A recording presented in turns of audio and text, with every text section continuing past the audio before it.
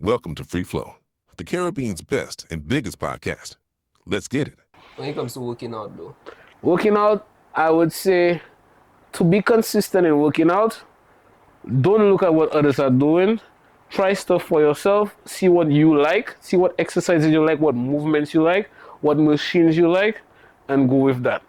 See what rep ranges you like. So if you like doing a small amount of reps, maybe like you like doing 6 to 8, or if you like somebody like me that likes doing 10 to 15 or a little higher, if you like somebody that likes doing 20 plus, if that's what you like, go for what you like, and that's what will make you consistent. a lot of people come to gym, and I kind of see that in myself sometimes too. Where you go to the gym and you kind of embarrassed. You kind of afraid. You insecure when you go to the gym. You afraid like people watching you, like you don't know what you're doing and that kind of thing. And what would you say to people that feel that way? That start gym, they don't have no trainer, they just trying a thing by themselves. What would you say to that?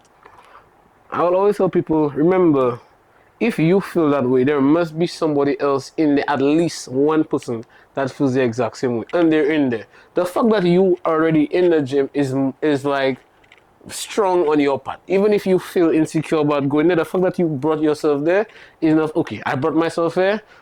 I'm strong. Let me keep pushing through. Like I told you with me, I taught myself to not care about what people think if it's negative. Like it just, to me, that's like I always say that's like wasting my calories thinking about that. Brain calories. My brain, like I don't want to stress myself over what things I cannot change, things I cannot affect. If somebody doesn't like me and I cannot change that, that's just life. If somebody likes me, and that's good. So it really doesn't matter what anybody thinks if it's negative. If it's positive, then you take it as it is, right? If it's negative, you just ignore it. And then what I also want to tell people is that the gym is supposed to be your safe space. So don't think about what anybody else is doing, saying, thinking. That's not the reason you're there. The reason you're there is to work on yourself, to better yourself. Thinking about what other people think is deterring you from bettering yourself. You started from zero to, Yeah. I get, well, not zero as in weight, obviously. Yeah, far from zero. You started from zero to where you at now, basically. I don't know if you would say 10, or No, on the not range 10, from- not 10. probably like maybe 7 or 8 Yeah. now.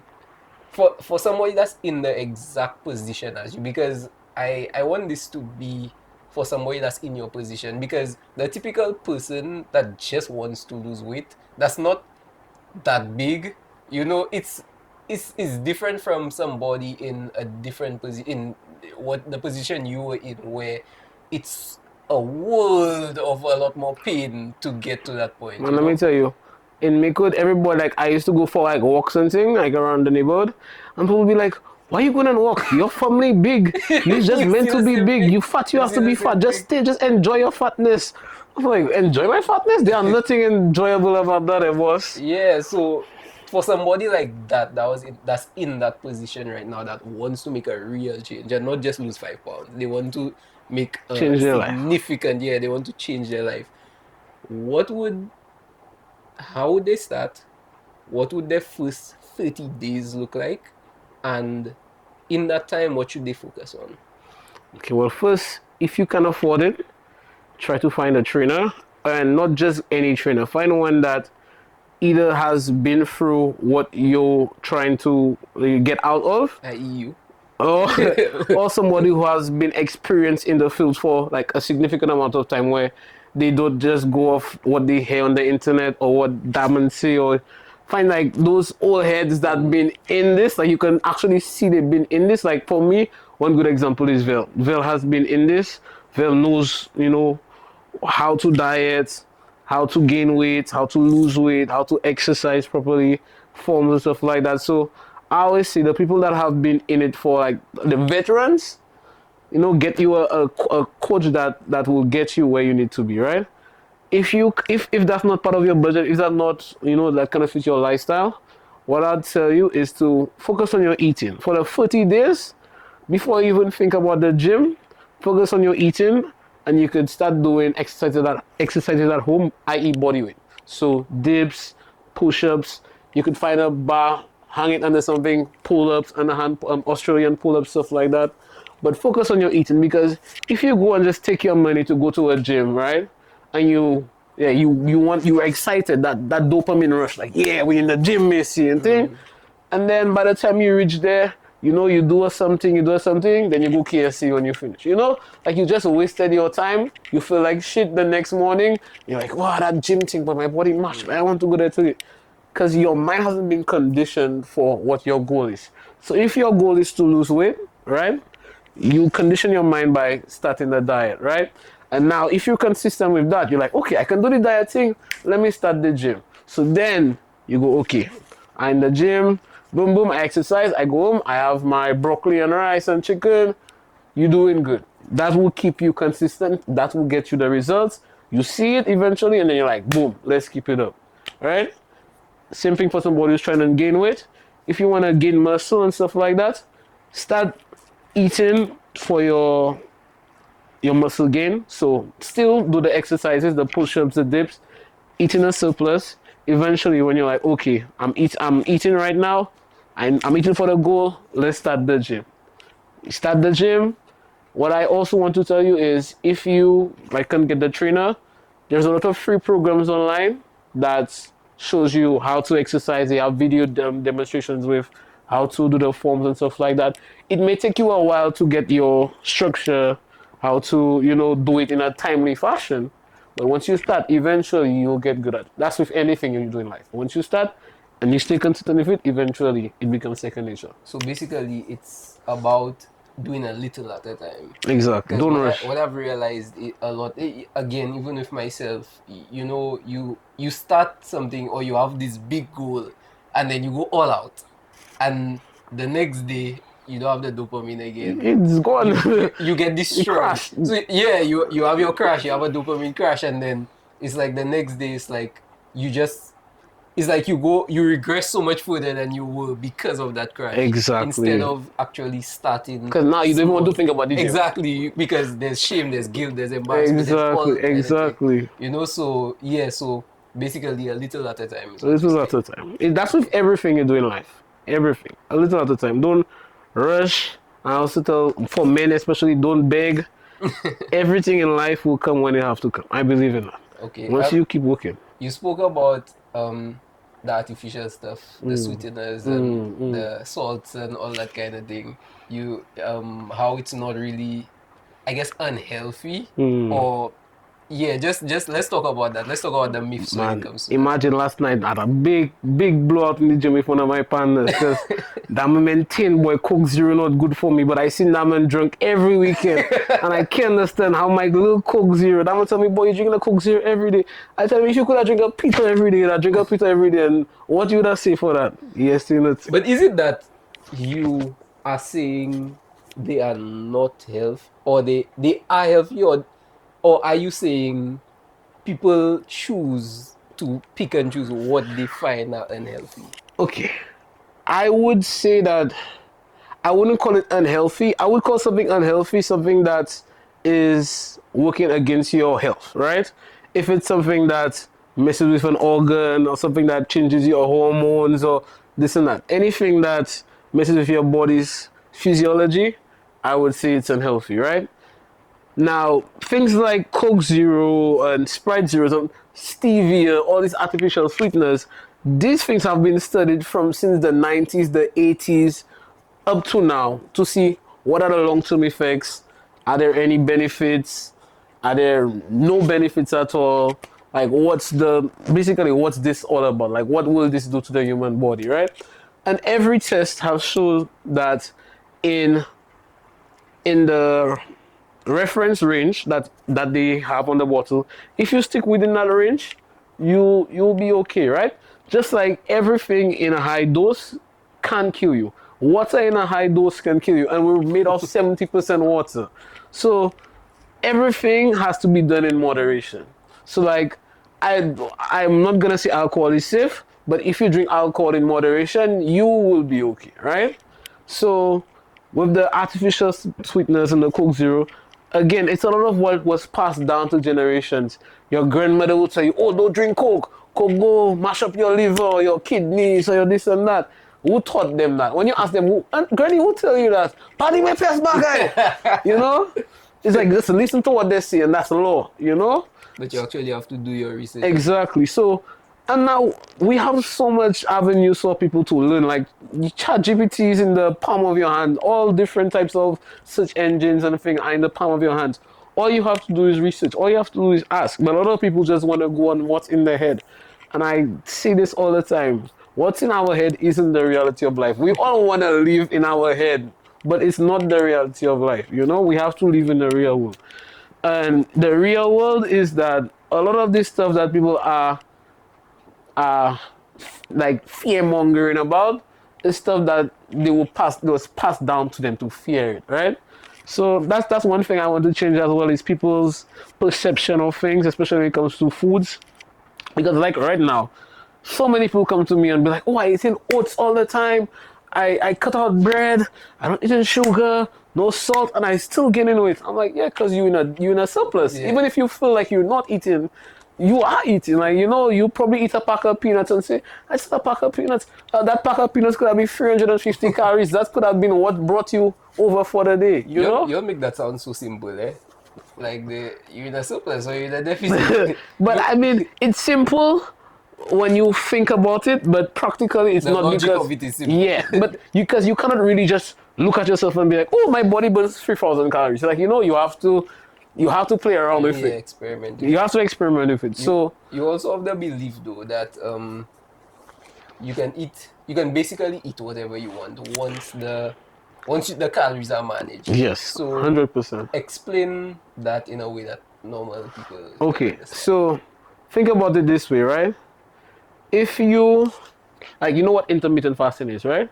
Somewhat explain it. So intermittent fasting is basically choosing a time period in the day where that's your eating window. That's the only time in the day you allow yourself to eat. So like for me, I will allow myself from 11 a.m. to 11 p.m. So I have a 12-hour. Now that's a long window, but for some people they usually do like an 8-10 hour window, right? From 11 a.m. to 11 p.m. And outside of those times, I won't eat. I will try my best not to eat a thing, right? So if from 11, all I had was like, let's say 3 boiled eggs, right? At 11 p.m. So let's say each boiled egg is about 200 calories. That's 600 calories. Let's say my basic metabolism rate is 3,000, right? So if I eat above 3,000, I'll gain weight. So I'm at 800 right now. I still have 2,200 calories left to play with, right?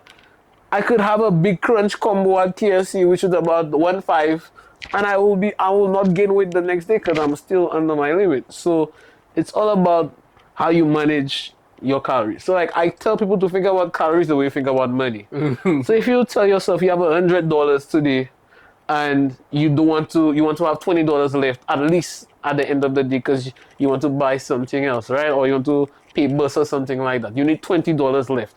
You're gonna spend only at least 80, no more than that. So that way, at the end of the day, you have your 20. So same thing with your calories. You tell yourself you want to have 200 calories left at least. So you eat, let's say you think your calorie limit is 2,000, so you eat less than 1,800. One thing I always tell people to do is when you buy stuff or before you buy stuff, look at the labels.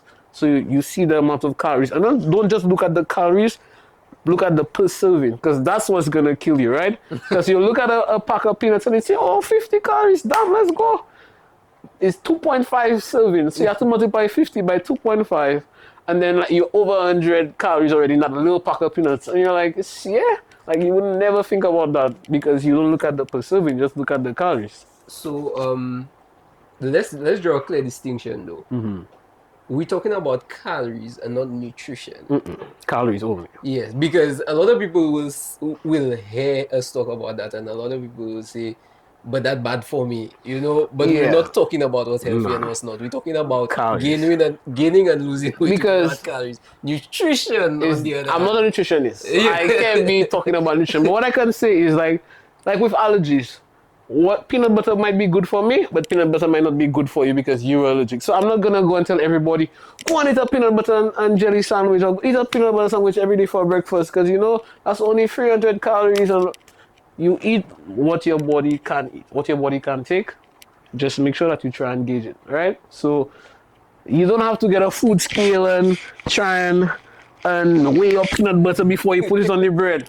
What you can do is quick search. I always ask ChatGPT how much would like a fork, like A tablespoon. a tablespoon of peanut butter I be, do that too. and it will give you like a rough estimate. And I always tell people gauge low.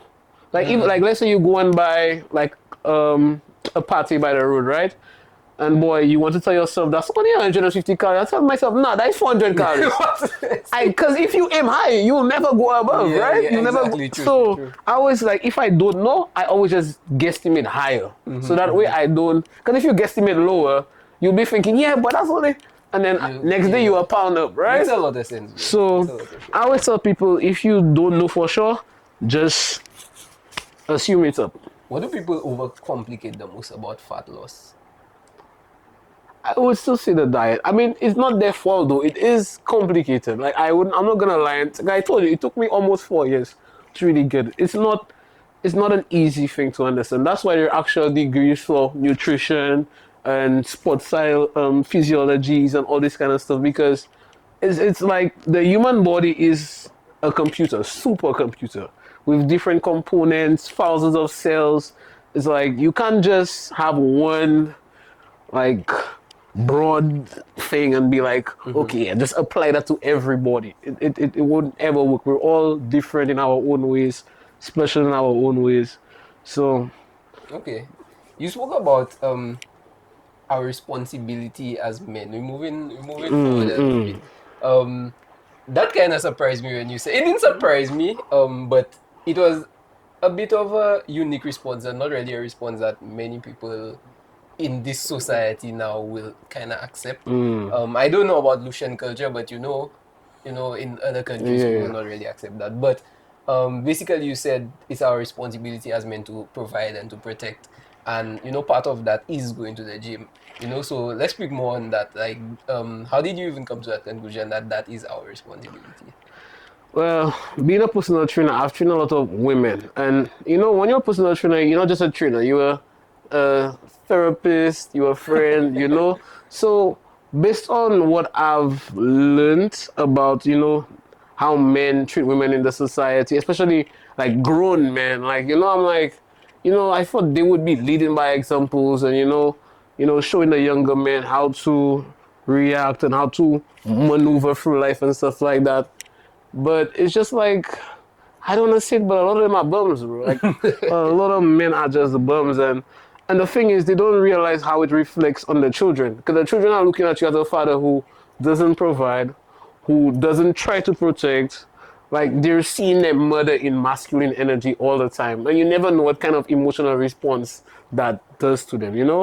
So I always feel like men who grew up in two-parent households are more kind of stable, especially when the two parents have like a loving relationship where it's like the mother just gave the father because that they have a child and I'm gonna have a woman there. It's like they actually like a relationship, like a family.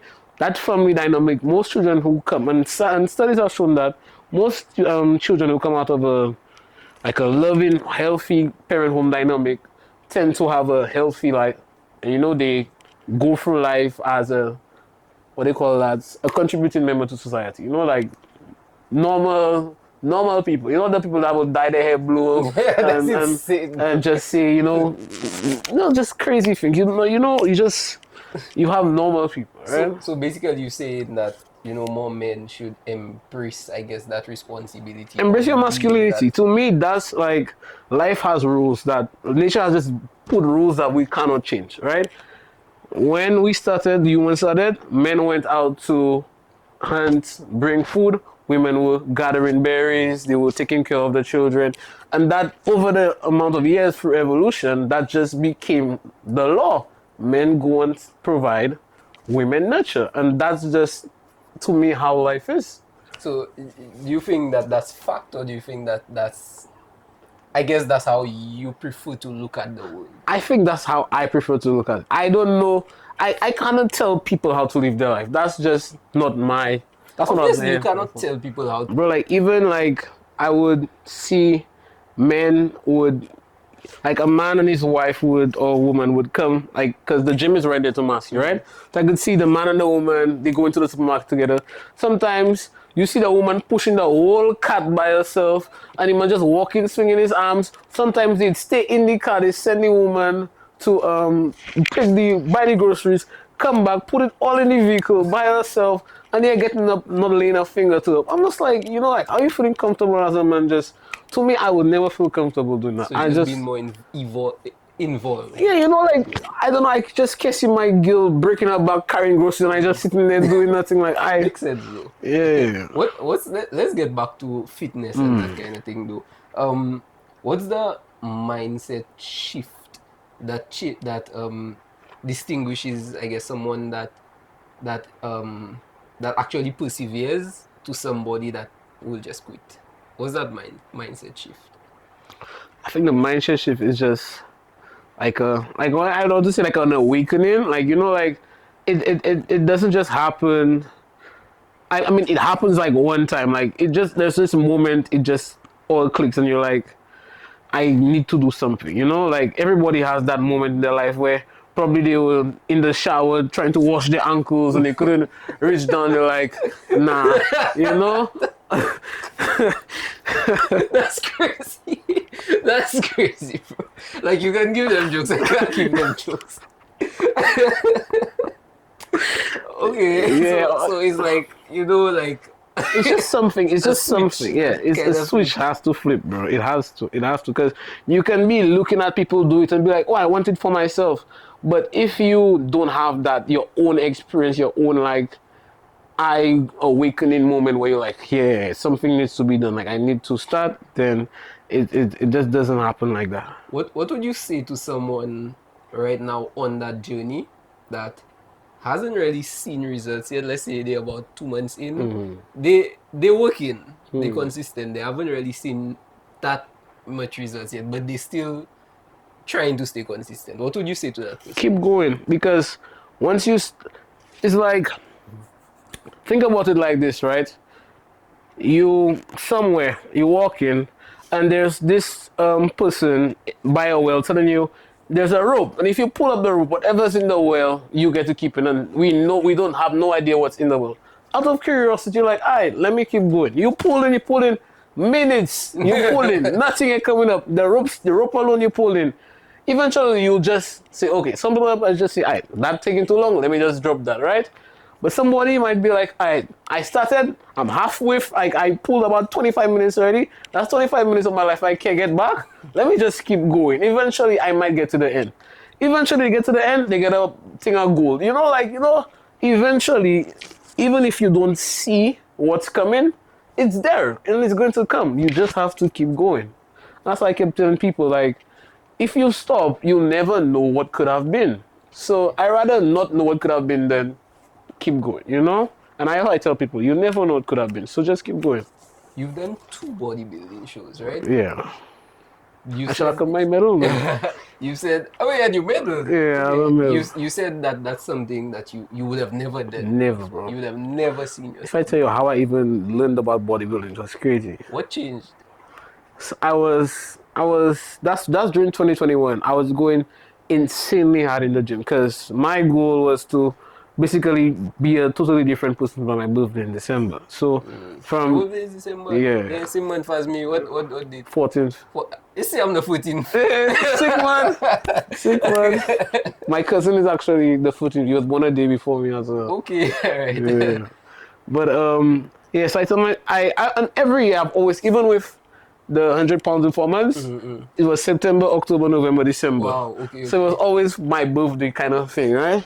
So I was like, but this time I'm gonna stay consistent and keep it off. So there's this older guy who comes in the gym every day around the same time as me. I always went early morning. And he started talking to me. I was like, he used to train back in the day with the professional bodybuilders in the US and stuff like that. And he was just like, I see something in you. And I always worked out in this corner because I didn't want to be in anybody's way. I had my corner. It's like, I'm going to call it Lamont's corner when you make it. I'm like, make it in what? It's like bodybuilding. I'm like, bro, what's that? So about 2 days later, he brings me this bodybuilding magazine. Ronnie Coleman on the cover. He's like the greatest bodybuilder of all time. Yeah. I was like, yo, look at this magazine. See if that's something you... I was like, But all the money in underwear, like, why give me a book full of money in underwear? Like, I don't understand what you're trying to tell me right now. So But that one was rolling on you. I say, guys, what going on?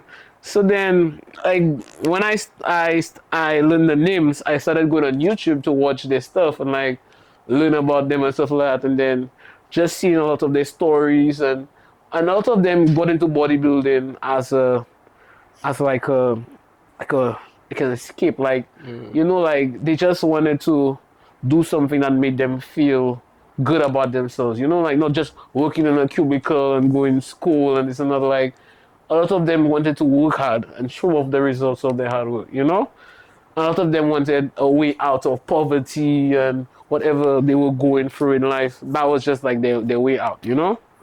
and and eventually I never really took it on, and then in 2025, I think I saw you had Isaac on. Yeah. I think I saw one of Isaac's reel, and then they were promoting the bodybuilding thing at the same time. CSC or No, it wasn't CSC yet. It was like it was nationals. That's when they were having nationals, and he was like one of the people. Contestants. Yeah, one of the contestants. And so I just went. I was like, I want to go somewhere. I told my girl, let's just go to the show. And then they had a guest poser.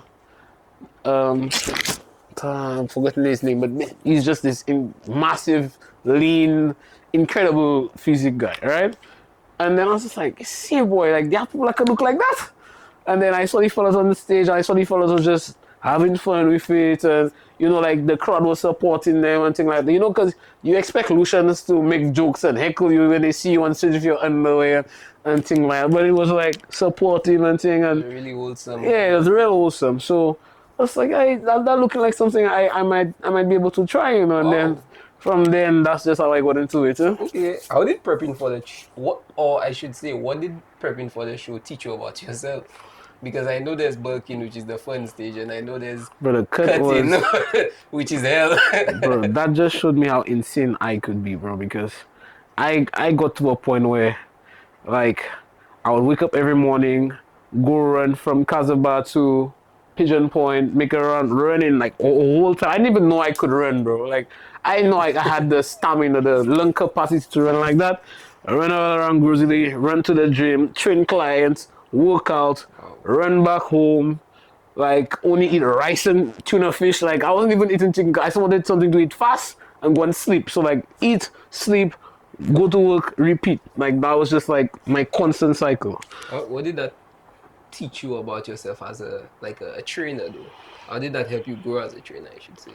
It helped me grow as a trainer because one of the reasons I was doing it as well was to prove to my clients that they can lose weight. Like I was like, okay, we're gonna lose weight together. So I'm like, all of us gonna get lean.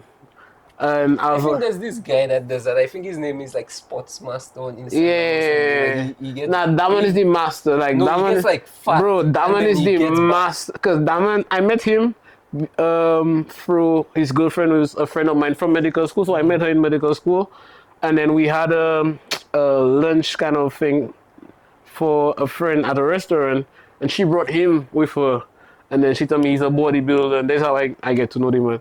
Cause so the man does just do a 360 in like no time. But the thing is, that man can eat. Like I watching that man post food, I was like, I big, but I can't the amount of food that man eating. And that man losing weight so fast because that man know. He has a science. He know. Does he think he know how to do it? Once you know how to do it, it's not that hard. Sure, I'm telling you, once you know how to do it, it's not that hard. How important is sleep? It depends, because I have friends who can survive on 3-4 hours of sleep and lose weight or build muscle on 3-4 hours of sleep.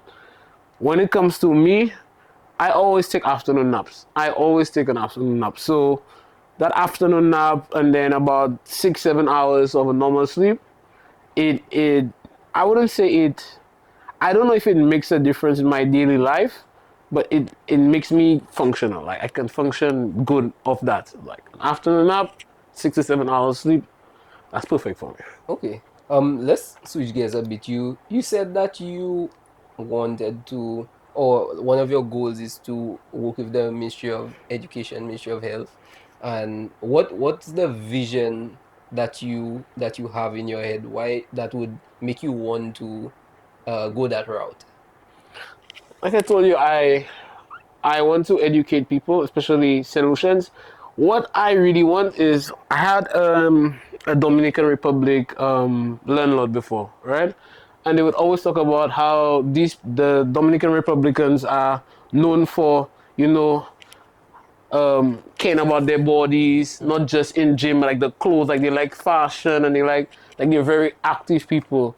And then when people talk about solutions, a lot of them say they like to drink, they like to party, like them kind of things. So I want to have like some type of positive connotation when people talk about us. People say like, oh, solutions just be very active solutions. Just, I never see a solution for big belly. Like something where they can distinguish us and be like, oh yeah, that's a solution. What's broken in our health culture right now?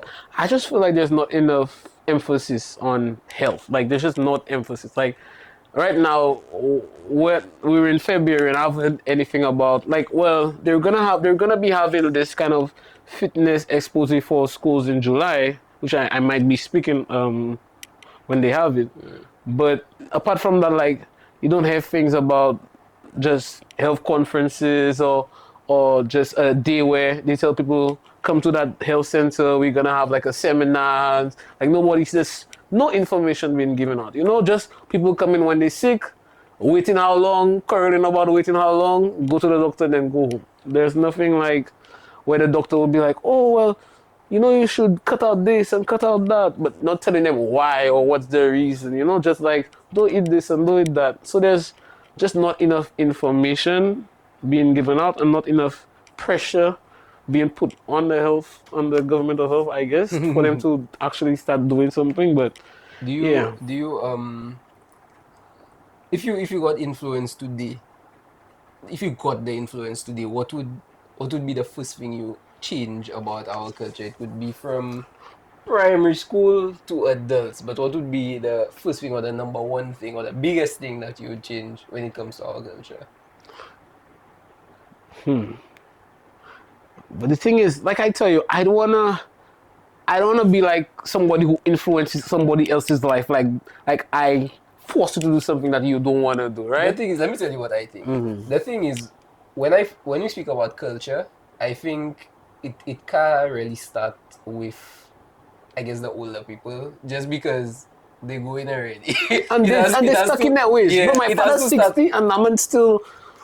It kind of has to start like, culture has to be something you grow up with, so it kind of has to start with The people youth. that are young, the youth. And when I say the youth, I'm not even talking about secondary, I'm talking about Primary, yeah, school. same, I'm talking about same. the very young, where Same. it becomes a lifestyle. They don't know anything apart from that, I think that's what it would I guess influence our culture. So That makes sense. whatever it may be, I think that's where it would have had to start from, from that. I mean, they do teach health and family life in school in the younger, but they don't, like, it's just the same things over and over for the past 50, 60 years, the same thing, bro. Like, there's no change because my girl is a teacher, so and in the primary school, so I know what's going on in there and stuff. Like, it's just the same things over and over again. And times have changed multiple times from the 2000s to now. Like, there's so many different eras and things that have happened where, we should have adapted, and there's like just, so. If you had to give someone advice right now that just feels stuck in their body, it doesn't necessarily have to be overweight, but that's kind of the topic we're on. But it's a boy that just feels stuck in their body right now, that's not really doing anything. What would you tell them to make them get off their behind? What I would tell them is, get up. You only get up from your behind if you want to. Nothing I tell you can raise you more than anything you tell yourself. Is you don't want to have to look internally and be like, damn. Like literally, if you have to be a madman and talk to yourself out loud, talk to yourself, because the only person that can make you do what you need to do is you. It won't be me, it won't be your father, your mother, your girl, nothing. The only person that can really make you do what you're supposed to do is yourself. And if you feel stuck in your body, the only person holding you there is you.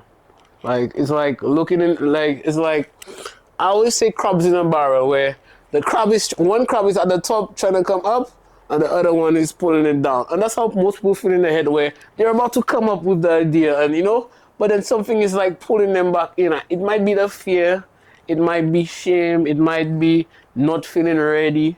Something is always pulling you back. So that's why I say you have to look internally, see what is holding you back, see what has you stuck, right? And try to eliminate it, try to work on it, and then eventually you'll get answered. We have a question that we ask every time. We ask every guest at the end of the show. It's a universal question. And basically what it is if you have to give anybody advice on how to be successful on any facet of their life, what would you tell them? I'll tell them, and that's the one thing. Just became a mantra for me, because if I'm being honest, I watched this Netflix comedy special from my favorite comedian. His name is Mike Epps, and this last show was called Delusional. And basically, like, I'm not gonna lie, like, I was laughing. That's the first time that ever happened. I was laughing my eyes out, and then I started crying because he started giving his life story of basically how he got into. But I'm like, bro, that's like just I wasn't crying because of how sad. I was crying because of how empowering it's like. Look at him now compared to like what life threw at him and how he overcame it and stuff like that. And it's just like, you have to be delusional, because if you're not delusional, if you don't believe in yourself, who will, So the only way to become successful and be part of that top percentage is by believing in yourself. And even if 1 million people are telling you can do it, if you believe the sky red and that's the only way to get to your goal, and everybody tell you the sky blue, stay with the sky red, because eventually, if you believe that's how you're gonna get to your goal, you'll get to it. So I always say, like, there's so many words in the English language that people use as negative, but I'm like, there's so many ways to be delusional in a positive way. Like, there's the words that have a negative meaning, but if you yourself can turn them into a positive. It's a matter of perspective. It's a matter of perspective. At the end of the show, we have a game. Alright, we always have a game. The game is quick fire, would you rather. Alright, so basically you'll be given 2 options in quick succession of each other, and your job is to answer as quick as possible if obviously one of the options that you're given. All right, are you ready? Oh boy. So quick fire, would you rather strength forever or shredded abs forever? Strength forever. Perfect diet discipline or perfect workout consistency? Perfect diet. Train alone forever or only train clients forever? Train alone forever. Unlimited gym access or unlimited time to train? Unlimited time to train. Being respected or being relatable? Being respected. Being known as a beast or being known as a healer? Being known as a healer. Never crave junk again or never feel guilty for food again? Never crave junk. Home cooked meals only or restaurants only? Home cooked. Perfect sleep forever or perfect energy forever? Perfect energy. Best trainer in your city or most impactful trainer online? I don't care about the online, so in my city. But I'll say country. But yeah, country. Yeah. Famous fitness influencer or quietly rich gym owner? Quietly rich gym owner. My God. Clients with crazy transformations or clients with crazy loyalty? Clients with crazy transformations. Train celebrities or train everyday people who change their lives? Change everyday people who change their lives. Your story goes viral or your client stories go viral? My client stories go viral. That's the end of it, bro. Thank you so much for being here. Yeah, man, it was a pleasure. Where can people find you? You can find me on Instagram at Monty_Rella, NBG Gym at nothing_gains_gym on Insta. And all my other links will be in my description on Insta. So, guys, Lamont tested.